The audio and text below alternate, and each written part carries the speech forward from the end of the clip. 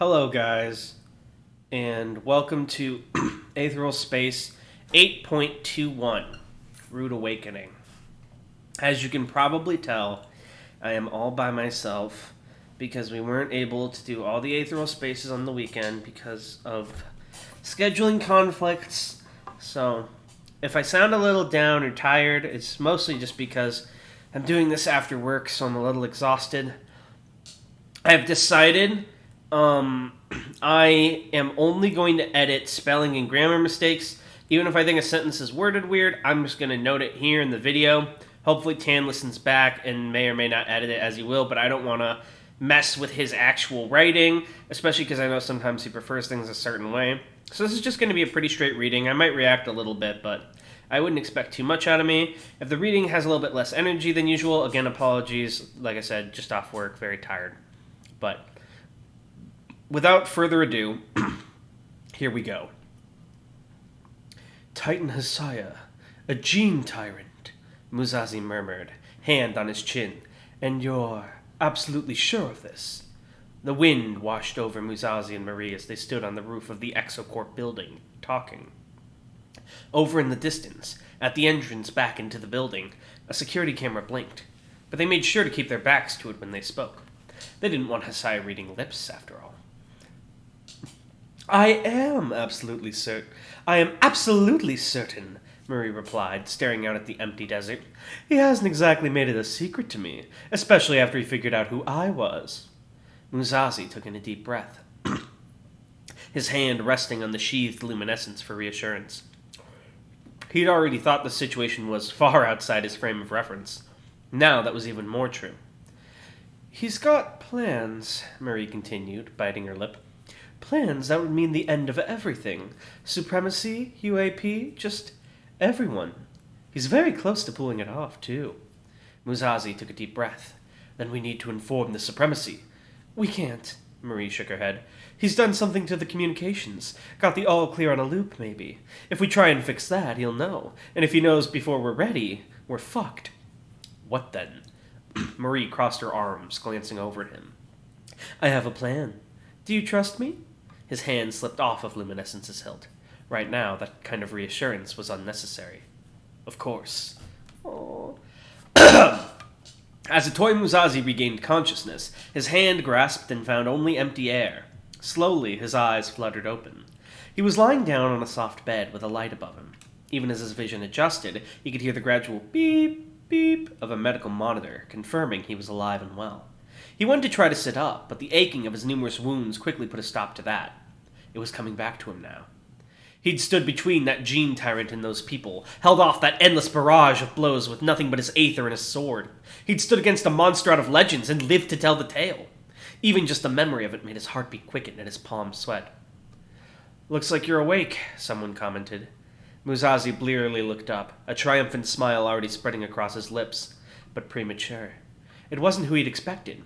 The person he was looking at, leaning against the wall with their arms crossed, was not Marie Hazard. You don't look too happy, Dragon Hadrian said, raising an eyebrow. I thought you came here to find me? For a long, long moment, Muzazi just stared at the cogitant, the light in his own slowly dying. I assume this is the light in his own eyes. I'm going to leave a comment. His own eyes?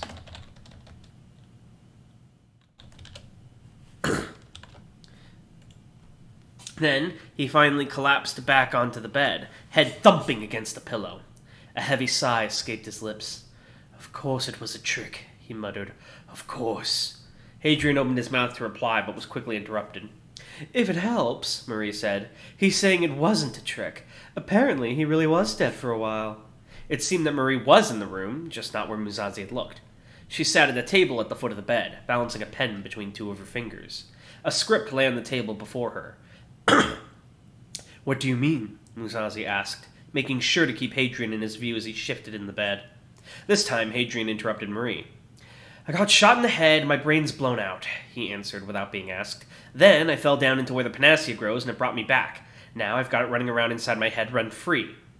This time, Muzazi powered through the pain, sitting up in his bed, looking around for his weapon. Like the repurposed, he asked, urgency in his voice. White aether crackled between his fingers. Hadrian rolled his eyes. Same disease, different strain. Then he winced for some reason. At any rate, don't worry. I'm not going to go crazy and tear your face off or something. Muzazi glanced over at Marie. You believe this? She held her hand out, adjusting it in the light to look at her nails. He definitely does. Besides, she looked over at Hadrian, it's better if you just show him, kid. Muzazi frowned, his eyes flicking between the two of them. What do you mean, show me? Hadrian groaned. Seriously? With you, it's the only way he'll believe it, Marie shrugged. It'll save us both a lot of time. A sliver of irritation entered Muzazi's voice. What do you mean, show me? He repeated. Again, Hadrian didn't answer, at least not with words. Instead, he reached into his pants pocket, fumbling around for a moment with an annoyed expression on his face. When he pulled his hand back out, it was holding a small pocket knife. He flicked the blade out, tapping the point of it with a finger to test the sharpness. Seemingly satisfied, he nodded to himself. It was Muzazi's turn to sigh, looking back at Marie. Officer Hazard, he grumbled. May I ask what the point of this ridiculous exercise? Hadrian drew the exposed blade through his palm, blood striking out and splattering onto the bedsheet.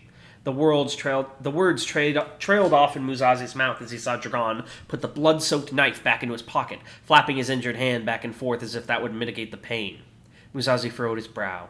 What are you doing? Just watch, Hadrian replied, sucking in air through his teeth. It'll start in a second. What will... Just watch, he snarled. And indeed, as Muzazi watched, orange panacea began to pool out from the cut on his skin and spread out to cover his wound. When it retracted and faded a moment later, there was no sign that he was even injured at all. Same disease, Dragon repeated. Different strain.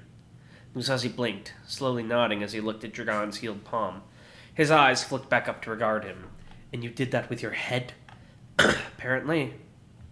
With a frown, Muzazi allowed himself to relax slightly, even as he kept a careful eye on the cogent. With all the insanity of the last few hours, Dragon Hadrian being alive was the least of his worries, even if the circumstances were somewhat unbelievable. And why have you come here, then?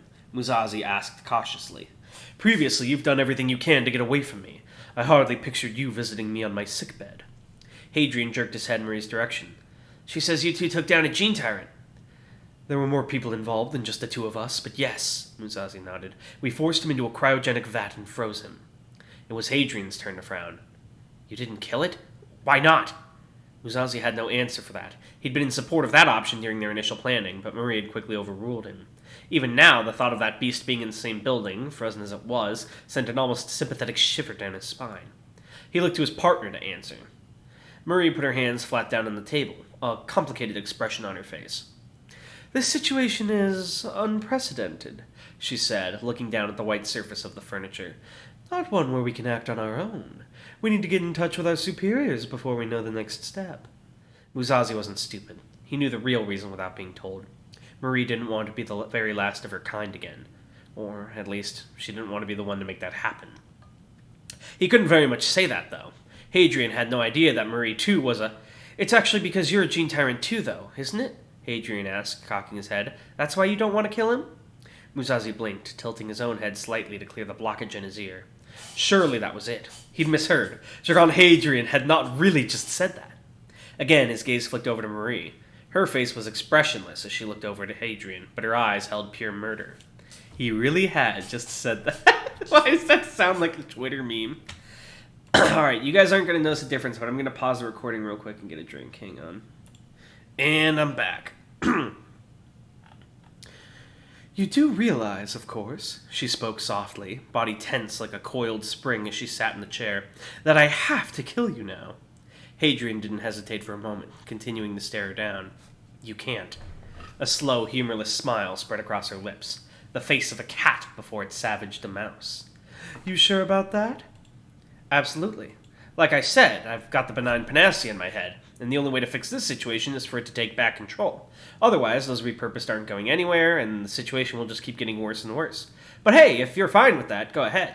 Hadrian spread his arms wide, a smug smirk on his face. I'm told crushing me into paste would work, so you should try that. For a moment, Muzazi I assumed genuinely, so I'm going to leave another comment. Uh-oh, I lost my place. Oh no!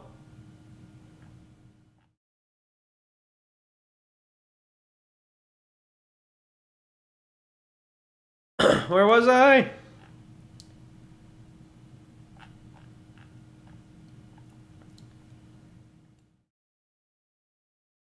Okay.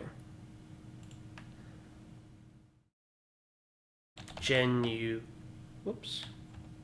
Sorry, this is so awkward in a video to do alone. Genuinely. For a moment, Muzazi genuinely wasn't sure what Marie would do. She just stared at Hadrian for several long seconds before the feline smile vanished and was replaced with a glare. You say one word, she quietly promised, and I'll make you wish I had killed you. The smile on Hadrian's voice did not budge. Sure thing, he said. As the security teams began to hand out weapons, Ruth and Bruno helping to instruct the refugees in their use, Skipper took a seat at the back of the warehouse, pulling his knees up to his chest. He didn't glance at the person beside him. People move fast when you motivate them, he said.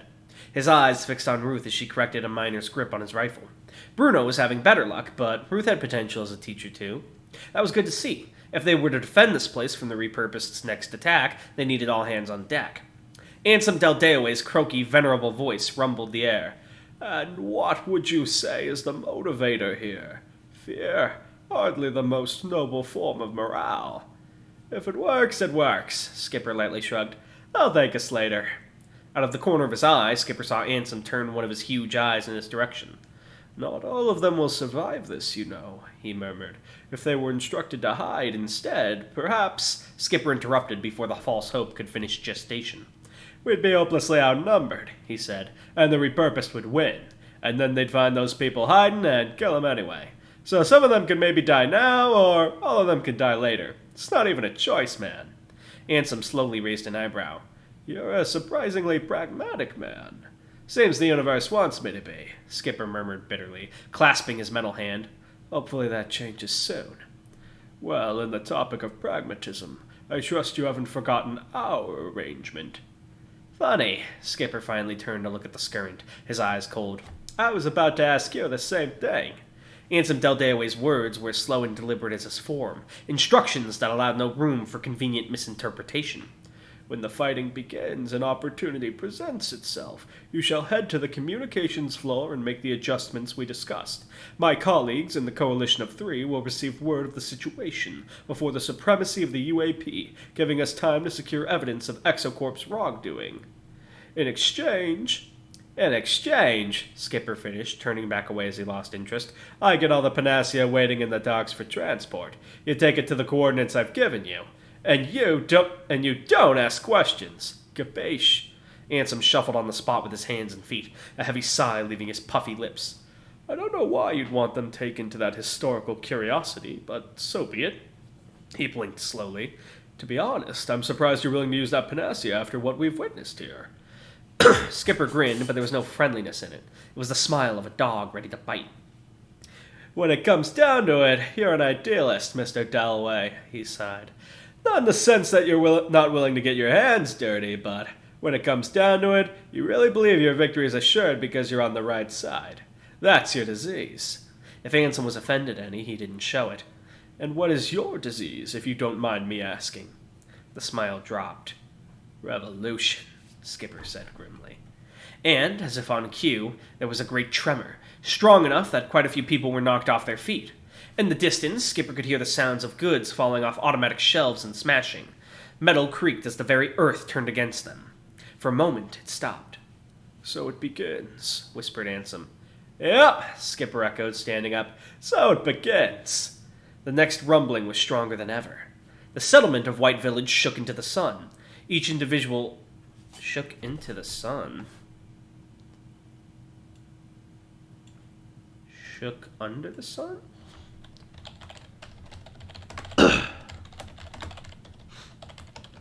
I'll comment that.